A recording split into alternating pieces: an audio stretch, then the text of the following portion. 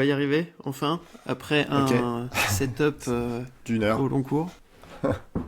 1 heure de setup. Merci Riverside, qui n'est pas sponsor de ce podcast. Voilà, si vous voulez ne pas devenir sponsor, ne le faites pas. Voilà, ne vous sentez franchement pas obligé. On va En plus, chercher je une autre paye. solution. En plus, je paye la solution. Je paye ça 15 dollars parce que j'ai chopé un coupon promo. Mais là, ça me paraît déjà beaucoup trop cher, quoi, par rapport à la galère de setup. Après, on est peut-être très mal équipé en termes de cam, de micro, mais pour le moment, je suis pas, voilà, je suis pas convaincu. Bon, bref, on n'est pas venu parler de Riverside, on est venu Ouais, parler. Je me reprends. tu De vois, le quoi, setup Jeff? est tellement buggé qu'il nous fait Ouais, c'est ça. bugger Frigué. dans ce qu'on raconte. On va parler de Stranger Things. Exactement, la série que tu as suivie depuis le premier jour. Je vais passer pour le vieux rageux de ce podcast parce que donc je suis mécontent de Riverside et je n'ai jamais vu encore un épisode de Stranger Things. Donc je ne sais pas ce que je vais apporter comme valeur ajoutée sur ce podcast. Mais j'ai vu, Écoute, j'ai vu forcément comme tout le monde tout ce qui s'est passé et tout le bruit généré depuis quand? C'était quand la diffusion de ce fameux dernier épisode de Stranger Things? le final de la saison 5, ça a été Ouais, diffusé au 1er janvier. ok. 1er janvier. Et donc depuis le 1er janvier, le monde bouillonne. Qu'est-ce qui se Le monde passe, Jeff? est... Explique-nous. Moi, je connais pas le sujet. C'est toi le fan de la série. Toi, tu regardes Stranger Things. Ouais. Stranger Things a été lancé en juillet 2016. Donc, on va arrondir, ça fait 10 ans que ça existe. C'est kids dans une ville américaine, à Hawkins, qui sont fans de jeux de rôle, et puis le monde part en vrille, et on découvre finalement qu'il y a une ville, on va dire un monde en dessous. Il y a le copier-coller de la ville d'Hawkins, mais qui existe, c'est la face sombre d'Hawkins, c'est toute une histoire autour de la manipulation mentale, avec un grand méchant qui s'appelle Vecna, mais il y en a aussi un autre qui serait le flagelleur mental. Donc c'est toute une Le espèce de Vecna, copie c'est comme le ça. truc avec la tête qui s'ouvre là, qu'on voit en visuel parfois, C'est que j'ai vu ouais, dans c'est des ça. trailers. En gros, moi, je sais pas, je veux pas spoiler, me Cette spoiler là. Du espèce coup, je de vais regarder. d'humanoïde un peu étrange, la très horreur, bah en fait c'est aussi un être humain derrière qui s'appelle Henry. Enfin voilà, c'est un peu compliqué de pitcher toute la Ça a série, l'air. Ok. Ok. mais ce qui est intéressant, c'est que c'est quand même un phénomène très générationnel, puisque ça fait sur 10 ans que ça s'est étalé, et avec ce final qui s'est pointé juste en début d'année, en plus ils ont fait monter la sauce avec une dernière saison qui a été bien teasée, bien en amont. Il y a eu une première vague de diffusion, puis une deuxième, et puis après t'avais le final. Sur la Et saison, d'accord. Ok. ouais, C'était déjà découpé sur la cadence des diffusions des épisodes. exactement. Ok. Donc il y avait déjà un truc très réfléchi. Euh, les deux réals, ils sont deux, c'est deux frangins, c'est des frères Duffer, et euh, quand t'es fan de ciné et de séries des années 90, c'est pété de références toutes les 3 minutes. Euh, et c'est drôle de voir à quel point la génération euh, qui n'est pas la nôtre, hein, nous on est plutôt des quarantenaires qu'autre chose, et quand tu vois ceux qui ont 20 ans, ils découvrent des trucs absolument géniaux, et ils me disent mais non, mais ça c'est génération 90, c'est la même scène sur le toit, etc. Donc il y a énormément de références tout le temps. C'est très bien fait, très bien pensé, et surtout, les frères Duffer, ils te posent des easter eggs, mais absolument partout, donc cette stratégie de petits indices pour te retourner le cerveau, et c'est justement ça que les fans ont relevé suite à l'épisode final. L'épisode final, c'est... pour les fans, il y a quelque chose qui va pas, en fait. C'est comme dans tous les finals, t'as ceux qui Co- vont aimer, qui vont Comme détester, dans tu vois. tout, comme dans toutes les séries qui cartonnent, Jeff. Ça, Mais c'est c'est pas une ça. nouveauté.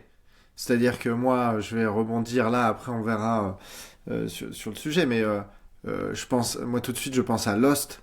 Alors, je suis un boomer, donc moi j'ai ma première grosse série que j'ai binge-watchée où il y avait vraiment pour moi, c'est eux avec 24 heures. C'était quoi la série avec 24 heures chrono. le mec 24 heures chrono, le mec avec son gun. Pour moi, Jack ça c'est Bauer. la naissance des séries et de la culture du cliffhanger, la renaissance, on va dire, des séries et de la culture du cliffhanger. Je me suis beaucoup intéressé aux séries, à l'écriture des séries. Et tu prends une série comme Lost.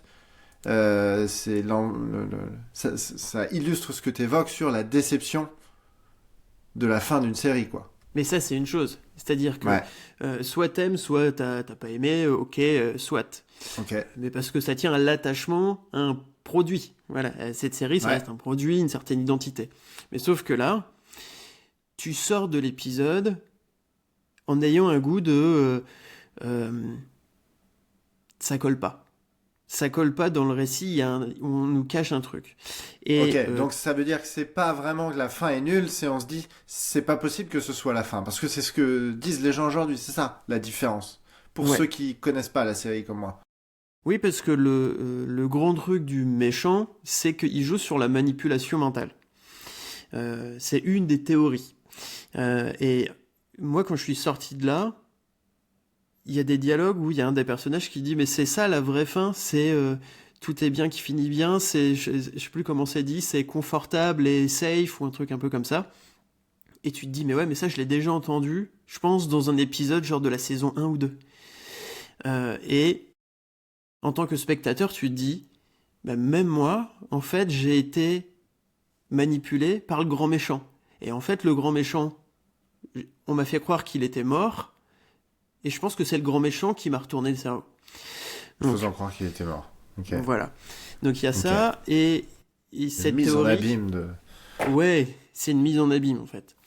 Et le grand truc, ça a été de dire qu'il y a une théorie qui a émergé sur les réseaux, sur le conformity gate. Donc cette porte de la conformité, je sais pas exactement comment ils veulent qu'on peut la traduire en français, mais euh, sur Insta, sur Ouais. TikTok, mais ça n'a pas arrêté depuis la diffusion, où tous les fans, et vraiment ils ont explosé de partout, hein, ont collecté plein d'indices, et tu te dis soit on est dans un putain de biais de confirmation, délire collectif, ou alors c'est vraiment le cas, on a raison.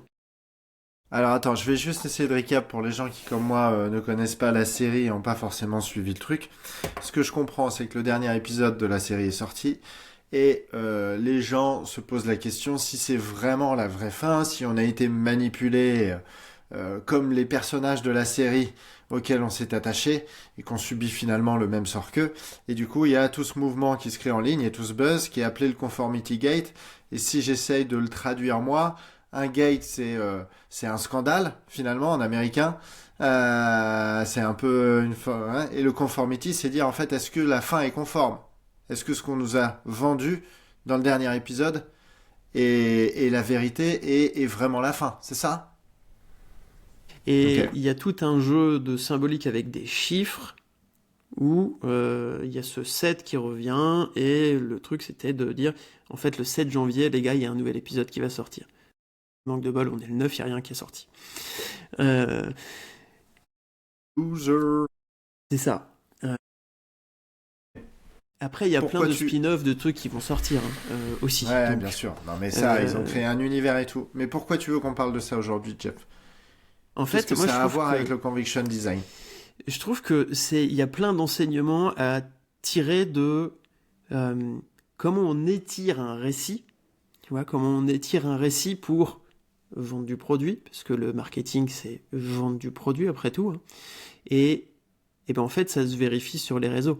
Parce que oui, ok, il y a eu ce buzz, ce gros mouvement, mais en même temps, moi, dans mon thread, tu vois, dans mon feed d'actu sur Insta, quand j'ai commencé à enquêter, bah là, on me poussait des coffrets collector incroyables, ils ressortent des Walkman, ils ressortent des Casio, enfin, tu sens que toutes les marques sont aussi en train de s'emparer du truc, et on n'a pas fini d'en entendre parler, et justement de cultiver justement cet art du récit. Et je pense qu'il y a des enseignements à tirer euh,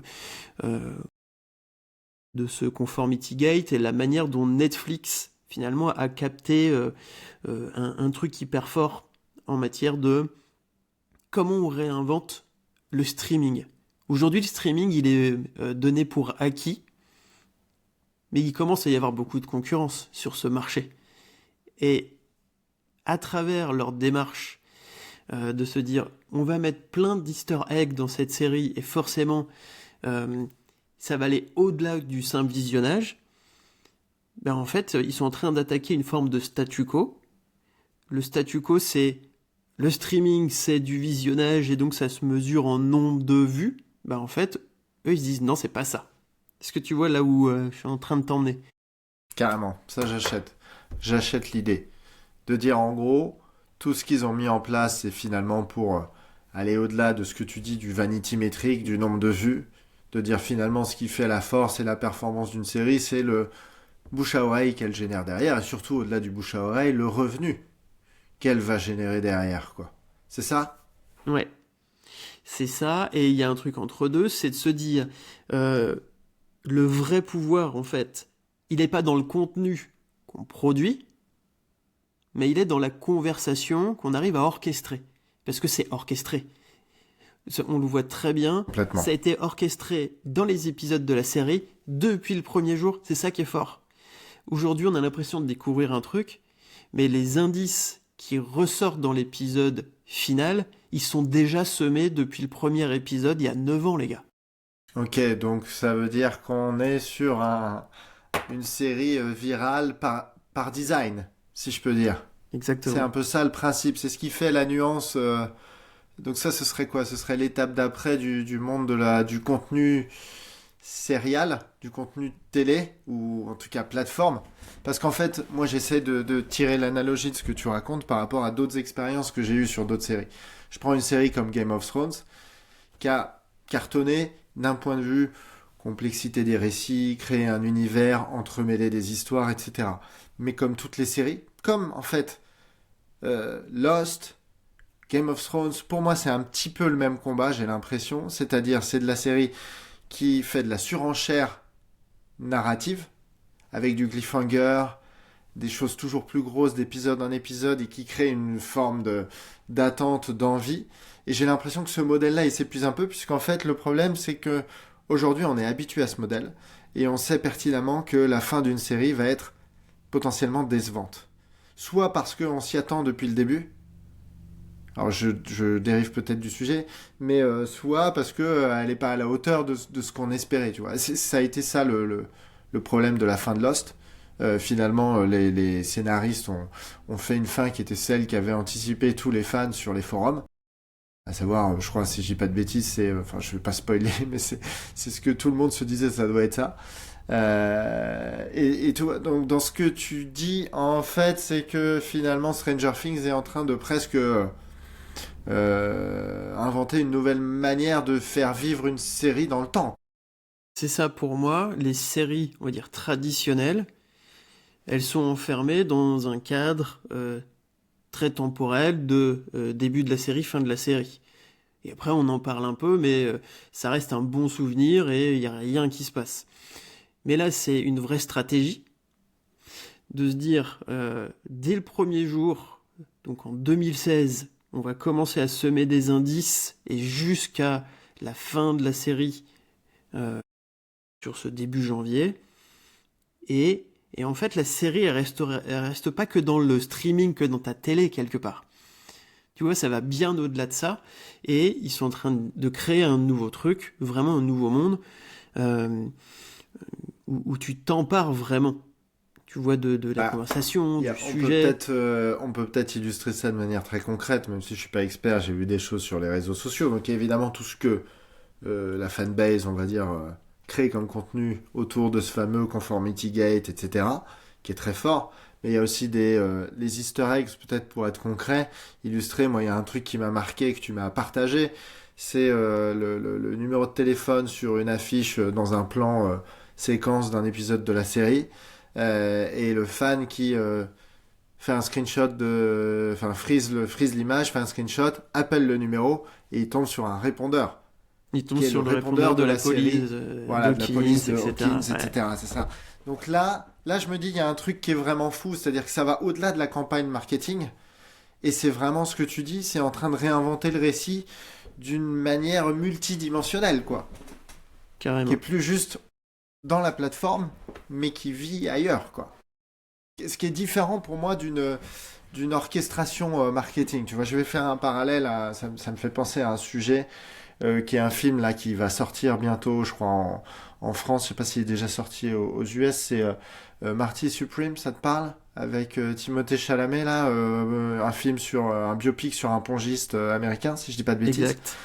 Et donc, il y a toute une campagne marketing qui est brillamment orchestrée. Moi, ça a démarré, je me suis fait hoquer par le truc parce qu'ils ont leaké une fausse vidéo, visioconférence de Timothée Chalamet avec l'agence marketing qui doit faire le plan de com de lancement du film. Et donc, on voit Timothée Chalamet qui se prend pour un créatif, qui a plein d'idées, qui sont toutes plus grotesques les unes que les autres. Et donc, c'est un moment de gênance extrême. C'est une visio qui est consultable sur YouTube. Vous pouvez aller la voir. Je mettrai le lien en description de notre podcast. Et donc, ça démarre comme ça. Et petit à petit, ils tirent le récit. Et en fait, ils vont mettre en place toutes les idées que Chalamet, qui étaient absurdes ou paraissaient délirantes, mais a eu pendant la visio, ils vont les mettre en place au fur et à mesure. Donc, c'est très bien orchestré, c'est brillant. Ça me rappelle un peu l'effet Barbie aussi au lancement, qui a été hyper puissant en termes de marketing au niveau du film. Mais il y a presque une discipline isolée entre médiatiser la fiction et jouer la fiction. Tu vois ce que je veux dire? Là où ce que tu dis dans Stranger Things, c'est qu'on est en train de mêler les genres, quoi. Ouais, et là où je vois une vraie différence avec Barbie ou Marty Supreme, là, c'est que ces deux films, ils sont dans de la promo un peu classique. C'est-à-dire, oui, ok, Exactement. ils vont... Exactement. Ils sont dans de la promo. tu vois, Uniquement il de la va y promo. avoir une touch un peu particulière parce que le film parle de à telle ou telle attitude et voilà, c'est une patte, il y a un truc. Mais en termes de stratégie, moi, ce que je trouve très fort, c'est que la Netflix, ils se sont dit, les gars, on va placer le spectateur comme héros de l'histoire. Et Très c'est fort. J'adore. et c'est là où c'est hyper smart parce que J'adore. toute la série, à part de cette idée d'une partie de Donjons et Dragons dans la cave des parents, et ça finit aussi dans cette cave, ils sont plus grands, etc. Enfin, quoique, du coup, on a des doutes si ça se finit réellement. Et, euh, et on a le sentiment, en tant que spectateur, bah, qu'on nous a menti, qu'on nous a fait gober un truc beaucoup trop gros. Et du coup, on est intégré dans le truc, quoi. On part à la chasse aux indices sur Insta, sur TikTok, et je me suis laissé prendre au jeu en préparant en fait le podcast. Ben, je me suis dit ah ouais tiens faut que je regarde et je me suis mis sur ma télé, j'ai ouvert Netflix et j'ai regardé et j'ai dit ah ouais effectivement j'avais pas capté et donc là donc tu commences à faire ton enquête etc et t'en parles en fait. Voilà. C'est ça qui est C'est très fort ce que tu dis. J'adore ce que tu dis sur le côté. On fait du spectateur le héros d'histoire. Et ah ce ouais serait presque ça le nouveau jeu du contenu des plateformes de streaming. C'est-à-dire qu'on passe d'un ancien jeu qui est celui en fait qu'on évoque avec du Marty Supreme ou du Barbie, qui reste efficace mais qui est réservé de toute façon à des gens qui ont des moyens ultra conséquents. Parce que juste pour rappel, hein, la promo de Barbie, qui est probablement un cas d'école en marketing, parce que le film a cartonné et a fait énormément d'entrées, mais le budget marketing est à peu près équivalent au budget du film. Donc c'est pas tout le monde qui peut se permettre de faire ça en termes de marketing. Et Marty Supreme, je pense que c'est la même chose parce qu'il y a des choses. Enfin, ils ont même fait une pub sur la fameuse boule, là, la fameuse boule à Vegas, là, tu sais, qui a un écran géant en forme de boule, etc. Donc en fait, il y a un côté très bravo les gars, c'est des très belles campagnes marketing, mais ça reste du vieux jeu, quoi. Ça reste faire de la promo et faire subir ou tenter d'attirer l'attention dans le bruit ambiant, en étant partout, ou en criant plus fort, ou en essayant d'être plus original. Mais dans ce monde-là, finalement, moi, en tant que spectateur ou potentiel spectateur de ces films, je ne joue pas un rôle. Là où tu dis aujourd'hui ce qui est en train de faire Stranger Things, c'est de me placer en héros de l'histoire. Parce que, en tout cas, je peux devenir acteur de l'histoire et, comme tu dis, rentrer d'une certaine manière dans la fiction, c'est ça? ouais complètement et je pense que il y a une vraie source d'inspiration pour les entreprises qui souhaitent devenir vraiment des vraies marques. c'est de se dire quel est le terrain que je dois investir, en fait. Où est-ce que mes clients, mes super consommateurs se trouvent pour vraiment être en capacité de leur donner ce rôle de héros. Tu vois. C'est des vraies questions à se poser. Les promos classiques, elles peuvent être hyper réussies, hyper inventives, mais quelque part, elles sont... tu vois, elles sont très enfermées dans un cadre assez classique et c'est un peu difficile pour le spectateur d'entrer. Pour Marty Supreme, le seul truc qui a été un peu smart, c'était le coup de vendre en pré-vente là, les suites, les vestes Marty Supreme et ça a commencé à cartonner. Mais pour moi, là, ça reste du buzz, quoi. C'est, Tout à fait. tu vois, t'as été Exactement. choper ta pièce un peu collector, ta pièce à choper, comme disait Christina Cordula sur M6, ta pièce à choper. J'adore. Mais ça s'arrête là, Ok, tu vois. ouais. Ouais, non, mais je suis d'accord. C'est qu'en fait, le buzz, il est éphémère. Et là, ils sont en train de faire un truc qui s'ancre, qui est...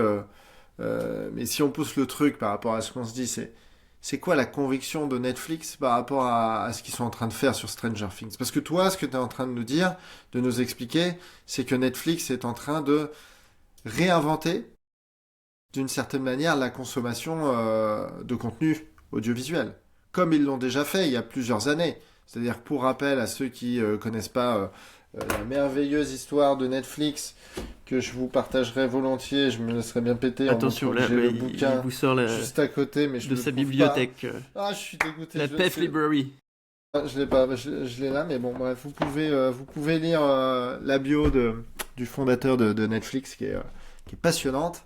Et donc Netflix, qui au début était un service de location de vidéocassettes par correspondance.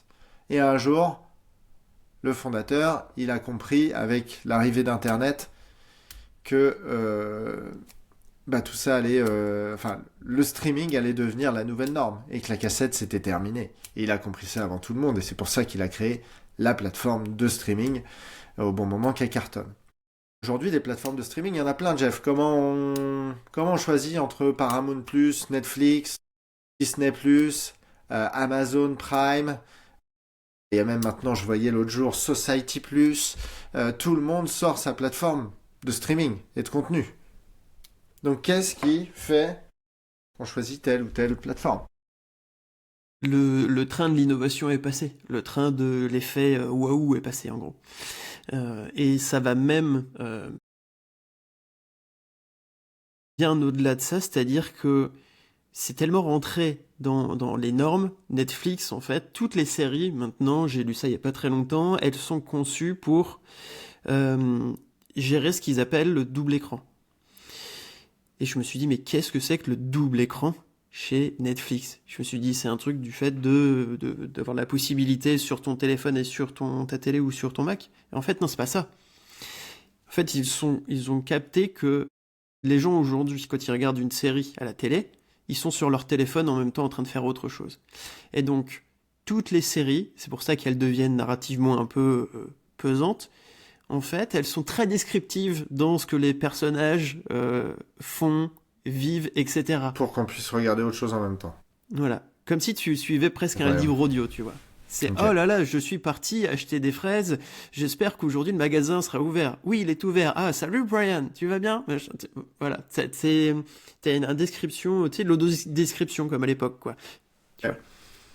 Donc ça, c'est ce Et du qu'ils coup, appellent ça, le double écran. et ça, c'est ce que t'as dans Stranger Things? C'est un peu comme ça la Tu narration? l'as moins, mais tu sens que toutes les nouvelles prods, euh, surtout celles qui Joue ce sont un peu côté-là. middle dans le catalogue, Hmm. tu vois, celles Enfin qui bon, font. moi je trouve que je vais faire mon vieux boomer, mais c'est un peu un aveu de faiblesse chez les scénaristes. C'est-à-dire que oui, j'ai conscience qu'il y a du double écran et tout, mais si tu crées une narration, et si tu articules un narratif ou un récit assez fort pour capter les gens, normalement ça doit marcher. Mais c'est vrai que c'est la difficulté, le challenge du streaming, à l'inverse du cinéma, où le principe du cinéma, c'est quand j'achète un billet de cinéma, en fait je signe un contrat. C'est un contrat tacite avec le mec qui sera à côté de moi, que je ne connais pas, le mec ou la nana, et pendant 2 heures, on sera tous les deux, côte à côte, dans le noir, et on se parlera pas, et on regardera un film. Et c'est le contrat du cinéma qui marche peut-être de moins en moins aujourd'hui. Je ne sais pas, j'ai pas l'impression que les salles soient en progrès. Je crois que c'est même l'inverse. J'ai lu ça il y a pas longtemps. En France, ça a baissé cette année le nombre d'entrées au cinéma. Mais du coup, ça raconte un truc. Et donc, pour revenir à notre sujet, en fait, on est en train de se dire quoi par rapport à ça? Que Stranger Things, il a capté un truc que les autres n'ont pas encore capté sur la consommation des contenus type plateforme sur Netflix. Je pense que Netflix a fait le constat qu'on est en train de faire, c'est-à-dire que le streaming et son âge d'or, son côté révolutionnaire, aujourd'hui c'est une commodité. C'est une commodité. C'est devenu une commodité et donc ils se sont dit, les gars, il faut qu'on fasse le même coup du passage de la VHS, du DVD quand on faisait de la livraison au streaming. Bah là, le streaming, on doit le réinventer. Il ne réinvente pas techniquement, il réinvente du point de vue de... Scénaristiquement parlant. Ouais, scénaristiquement. Expérience. Et expérience au niveau des conversations. Voilà. Je pense qu'ils ont vraiment compris le fait que ça peut plus se limiter à quelque chose qu'on va simplement, entre guillemets, regarder et aimer. Il faut aussi pouvoir le challenger. Et pour moi, il y a un premier enseignement en fait, pour les entreprises et vous qui nous écoutez, c'est il y a un côté sur la... Je sais pas si ça se dit, mais la clivance, en fait. Ne pas avoir la peur d'être polarisation. D'être polarisant, vraiment, toujours. Polarisants, ils le sont parce qu'ils sont pas en train de chercher à lisser le message d'une quelconque manière sur la fin, plus ou moins ratée, etc. Est-ce qu'ils en font trop avec tout ce qui est diffusé sur les réseaux Je trouve qu'ils jouent la carte à fond, en fait. C'est ça, le truc. Côté clivant, pour moi, où ils vont vraiment chercher à polariser, comme tu le dis. Ok. Et est-ce que selon toi, on parlait d'orchestrer des conversations, l'objectif de toute boîte, de toute façon, devrait être de générer non pas juste du buzz, mais du bouche à oreille, des conversations. Il faut distinguer, je pense, les deux. Est-ce que un truc comme le Conformity Gate, c'est quelque chose qui a été orchestré, d'après toi, par Stranger Things? Toi qui as vu la série, est-ce que justement tout ce qui a été disséminé et tout te fait dire que ils avaient probablement cette idée en tête, même si tu peux pas maîtriser exactement l'output qu'il y aura de tout ce que tu sèmes pendant 10 années de série, mais est-ce que c'est une volonté? Oui, parce que tu dis il faut placer le spectateur en héros du récit, quoi, en acteur en tout cas. Je pense qu'ils avaient cette envie depuis le départ, tu vois, de jouer avec le spectateur. Quand tu connais un petit peu les frères Duffer, tu vois que c'est un peu leur ADN. Et au début, c'était comme un jeu, et je pense qu'ils ont capté la balle au bond d'une génération. La génération a grandi avec la série a grandi avec les générations. Petit à petit, il y avait quand même ce jeu avec les Easter eggs qui s'est installé. Et donc, ils se sont dit, on peut pas faire autrement que de grossir le trait, d'en mettre de partout. Et je pense que, tu vois, c'est une histoire d'un couple entre Netflix et les spectateurs, où finalement, il y a une espèce de connivence un peu tacite, tu vois, qui a pris corps, et qui a emmené Netflix sur, mais ouais, les gars, il faut qu'on fasse ça, en fait. C'est ça le streaming demain, puisque c'est les gens qui commencent déjà à nous montrer la voie, en fait. Je pense qu'ils sont hyper attentifs, ils sont plus attentifs qu'un Amazon ou autre. Donc ils ont relevé un espèce de changement de jeu dans l'ère du streaming, qui s'est construit depuis 10 ans progressivement, qu'ils ont perçu, et ils ont accéléré là-dessus. Et c'est le final, le final brillant qu'ils ont réussi à orchestrer quand on voit toutes les conversations et les trending topics qui traînent aujourd'hui sur Stranger Things. Parce que je voudrais revenir quand même sur le séquençage de la fin de la série, qui m'a l'air bien orchestré de ce que j'en ai vu, mais qui reste assez classique. C'est-à-dire, on se dit, on fait une final season, on va faire des épisodes un peu plus longs, on va les diffuser pour faire un peu étendre ce momentum, et puis on fait un coup d'éclat. J'ai vu que le dernier épisode, il a été mis en ligne. Parce que, originellement, Netflix, c'est toute la saison d'un coup et je peux binge-watcher. Là, c'est pas le cas. Ils ont séquencé, événementialisé. Et le dernier épisode, il a été diffusé, j'ai vu, à 2h du mat, le 1er janvier 2026. C'est ça? Donc c'est aussi marrant, ça crée de l'événementialisation. Donc il y a ce côté... Enfin voilà, on sait très bien que le 31 décembre, les trentenaires, les quarantenaires qui sont, je pense, Enfin, le public, c'est 20 à 40, je crois, de la série. C'est assez large de ce que j'ai Ouais, compris. ouais, je dirais ça, ouais. Bon, bah, ils sont ensemble, en fait. Ils sont en train de réveillonner. Donc, si tout le monde attend l'épisode et qu'il est live, bah, on le regarde ensemble. Et puis la conversation, elle va démarrer comme ça. Tu voyais Ça, c'est très fort. plein de gens se filmer justement entre potes et d'être en mode Sur du React. React, tu vois. Ouais, ok. Et c'est là où c'est encore une fois intelligent. C'est que pour moi, cette séquence, ce qui s'est passé, c'est que des couches d'intelligence. Il y a tellement de choses de partout. Tu te dis, mais ils étaient une armée pour penser à tout ça. Enfin, on est vraiment proche du coup de génie, très franchement. Euh, pour Si moi, c'est pas la fin de la série. Alors, c'est exactement ce que j'allais te dire. Parce que maintenant, si c'est la vraie fin, hein, puisque déjà, le 7 janvier, il s'est rien passé. Normalement, il devait se passer un truc suivant cette théorie. Il y aura des spin-offs, il y aura plein de trucs. Hein. Mais, malgré tout, les fans attendent un vrai final. Moi, je pense qu'il y aura un final à un moment donné. Et en tout cas, ça répondra jamais à la temporalité de la théorie qui a été posée par les fans, par les spectateurs. Quoi. Donc il y a de la déception. Et donc là, quand t'es Netflix, quand t'es allé aussi loin dans le délire, qu'est-ce que tu proposes après, tu vois?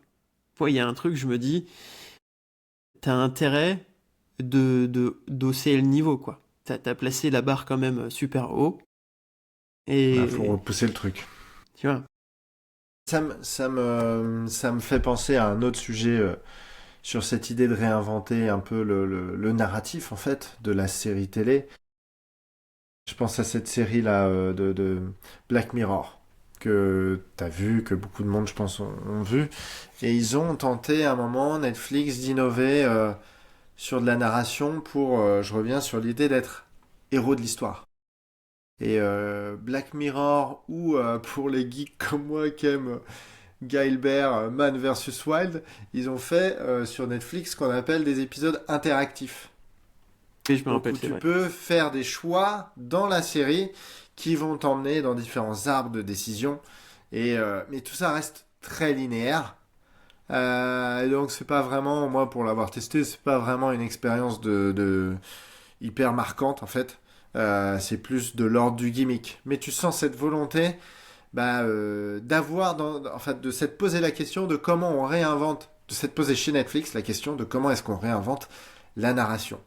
Et du coup, la première réponse, en tout cas le premier test pour moi, il a été probablement de l'ordre de la technologie, parce qu'on se disait que c'est ça qui va permettre de créer des choses nouvelles, bluffantes, etc.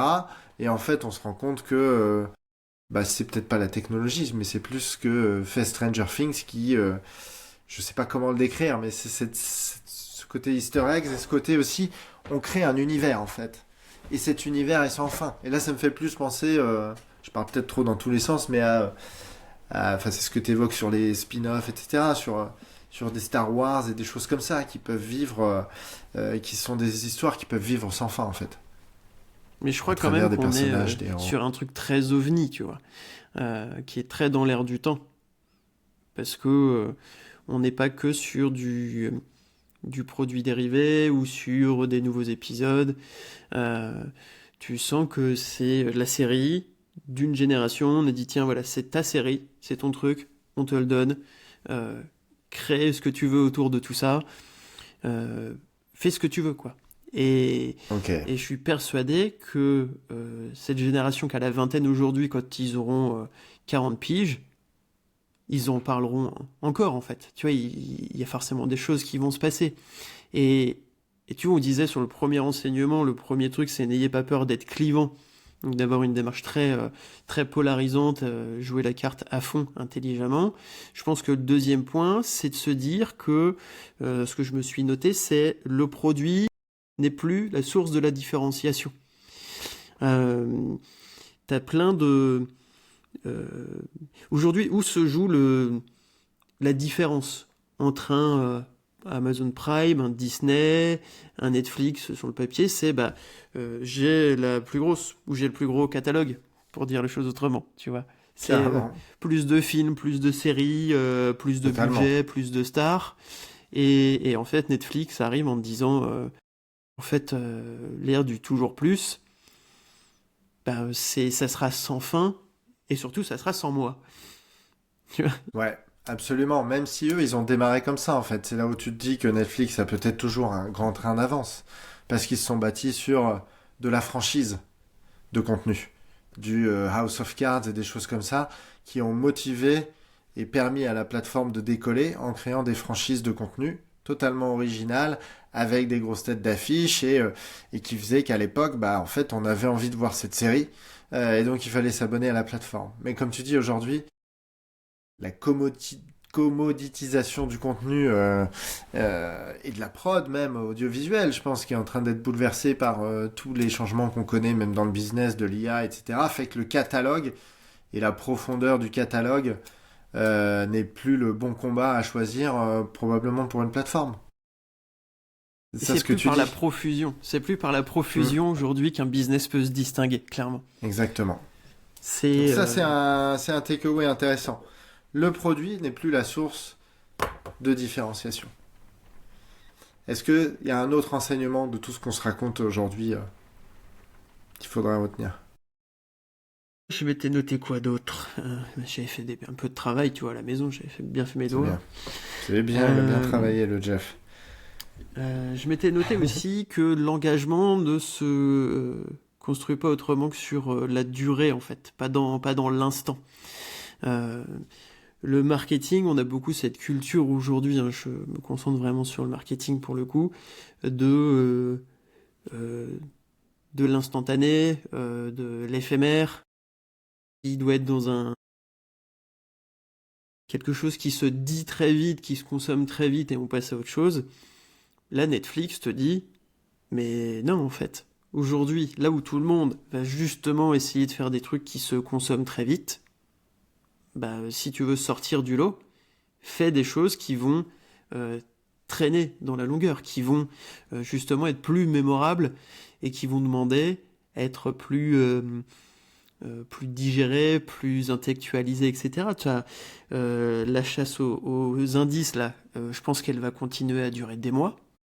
Ça fait déjà, finalement, tu vois, quasiment 10 jours, si on arrondit, et c'est toujours le cas sur Insta. Tu as toujours plein de nouvelles théories qui pop à l'intérieur de cette théorie-là. Et je me suis même, moi, laissé tenter à un moment donné. Je dis, ouais, ce coffret collector, il a l'air mais tellement canon.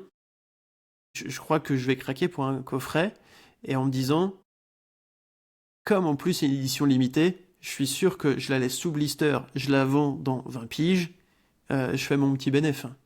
Enfin, tu vois, on est sur un truc déjà aujourd'hui Collector. qui, Ok. Qui va marquer, flaire ce genre de truc-là, pense. quoi. Ok. Euh, et j'ai l'impression que la tension, elle ne retombe pas.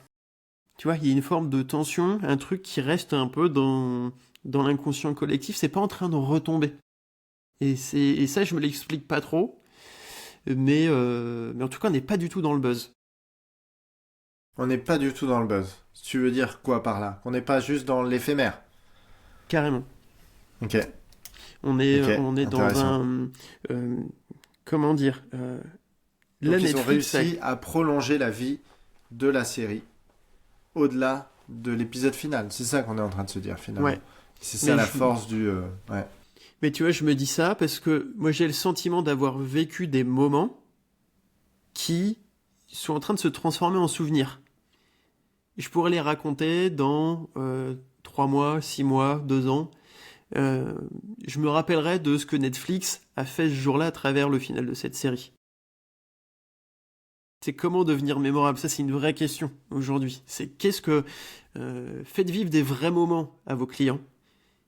Pas simplement des trucs sympas. Comment est-ce que vous pouvez marquer un peu vos Marquer les clients un peu esprits. au fer rouge, quoi. Tu vois, et que ça Et soit des bons souvenirs. C'est là où le sujet du jour nous ramène de manière assez claire au conviction design, qui est de dire finalement ce qu'a réussi à faire Netflix, c'est arriver à se distinguer avec une nouvelle forme de série qui est plus juste basée sur l'objet linéaire qu'on connaît ou le nombre d'épisodes ou etc. Mais dire en gros voilà le sujet cœur, c'est c'est de fédérer et c'est de mettre le client, le spectateur au cœur de l'histoire. Ce qu'ils ont réussi à lancer. Je vais essayer de conclure, enfin en tout cas de résumer ce qu'on se dit comme ça. Ça c'est la première question.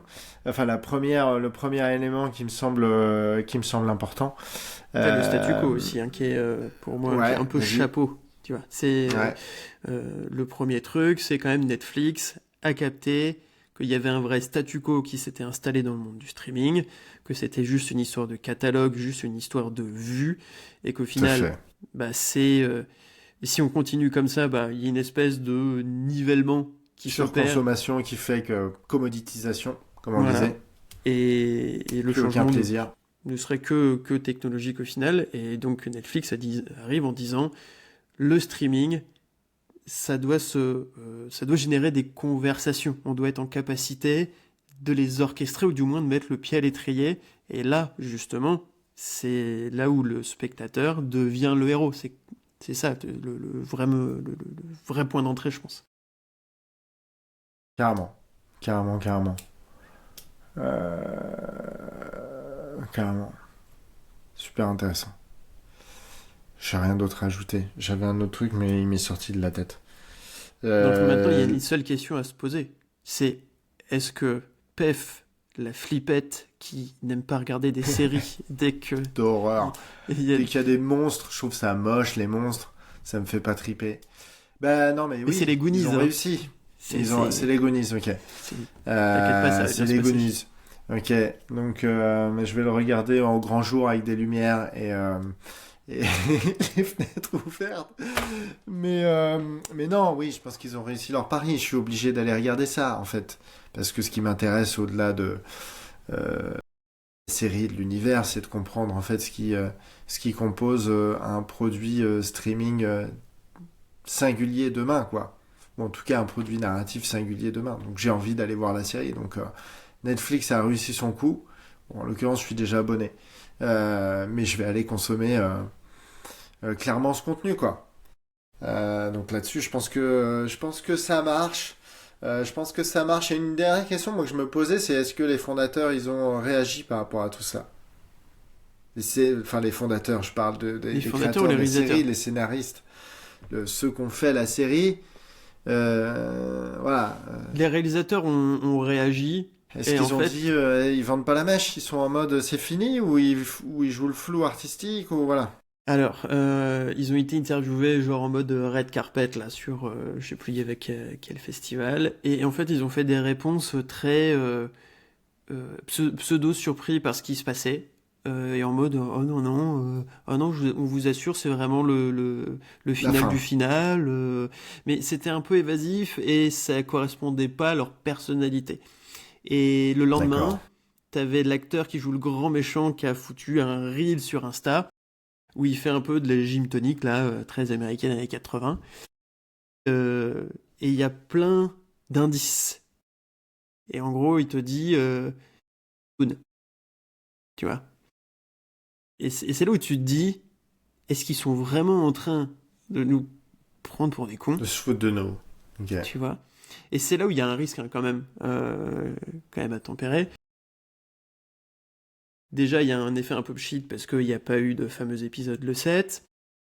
Là, ils semblent en train d'étirer la corde. Est-ce qu'ils sont pas simplement en train de jouer sur le fait que bah, le méchant est rentré dans nos vies et c'est juste comme ça, vous en faites ce que vous voulez? Ou est-ce qu'il y a un vrai truc qui va arriver? Ça, c'est l'avenir qui nous le dira. Euh, Netflix va quand même certainement réfléchir à sortir un autre épisode Ouais, après tout ça. ok. C'est parce que ça pourrait être ça pourrait être, je lisais un truc sur la fin des Sopranos, qui était pareil, qui était un écran noir et qui laissait libre à interprétation chaque spectateur. Donc ça pourrait être ça aussi, sauf qu'ils ont déroulé ça au-delà de l'écran final sur l'épisode de la série sur la plateforme et en jouant dessus d'un point de vue marketing. Donc on verra ce que nous donne la suite, s'ils rentrent dans l'histoire ou s'ils sont juste des petits coquins. C'est ça, comme tu dis. Qui jouent avec la fin pour pas laisser retomber le truc et tenter de faire plus d'argent. On espère que ce sera l'option 1, très franchement, et qui marqueront l'histoire de la série télé et de la manière dont on doit raconter des séries au-delà d'un seul écran et des plateformes de streaming. Carrément. Et on espère que ce qu'on vous a raconté aujourd'hui, ce qui est sorti de nos têtes en matière de conviction design, de positionnement stratégique, ça vous aura fait un petit peu réfléchir aussi, parce que je trouve qu'il y a quand même des ponts assez intéressants entre création d'une marque et puis ce qui se passe avec Stranger Things. Dites-nous dans les commentaires sur les réseaux, etc., là où vous nous suivez, et on prolonge la discussion avec grand plaisir, puis on se retrouve pour un prochain épisode de ce podcast qui n'a toujours pas de nom, et prochain épisode où on parlera de... Je ne sais pas, de conviction design à travers une actu, autre chose. Il y a plein de choses qui se passent, j'ai pris plein de petites notes sur des actus et tout, je pense qu'il faut qu'on reste sur l'actu. C'est ce qui est plus tripant à travailler comme ça en format podcast, à mon sens. Bon, on en discute. Ça me va bien. Merci Jeff de m'avoir éclairé sur tout ça. Je cours binge-watcher Stranger Things. À plus. Salut.